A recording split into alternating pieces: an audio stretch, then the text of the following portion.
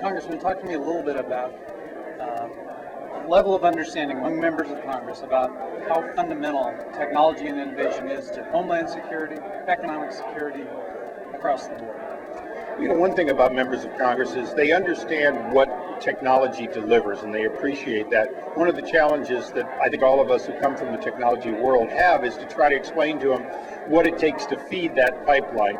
So members tend to be good at understanding what solutions can be delivered. They're not as good, unfortunately, at understanding what it takes to feed future technology. Mm-hmm. As you've heard, we are trying to knit together really the first completely national grassroots effort. You have been on both ends of that. Talk a little bit about the importance of reinforcing the message back home with local companies. Well, I think one thing that your organization, as it's expanding through mergers, is doing is you have the ability to get members of Congress to a local company that's part of your network that can really drive home the importance of feeding that pipeline.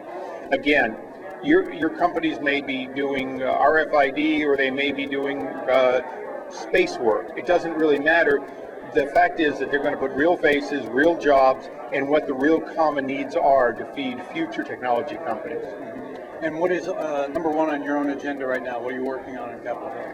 Well, I mean, the number one issues for me are the issues that I think can be agreed across party lines. We're not going to necessarily vote on the stimulus in the same way and so on, but we can vote on patent reform, intellectual property reform of all sorts, and we certainly can work on making the tax credits permanent for research and development, and quite frankly, one of mine is keeping from taxing new and emerging technologies, including the internet. All of that, I think, are areas where Anna Eshoo, perhaps we should say on the left, and myself on the right, we get it on that, and we can work together on those issues. So my number one issues are the issues where I can reach across party lines.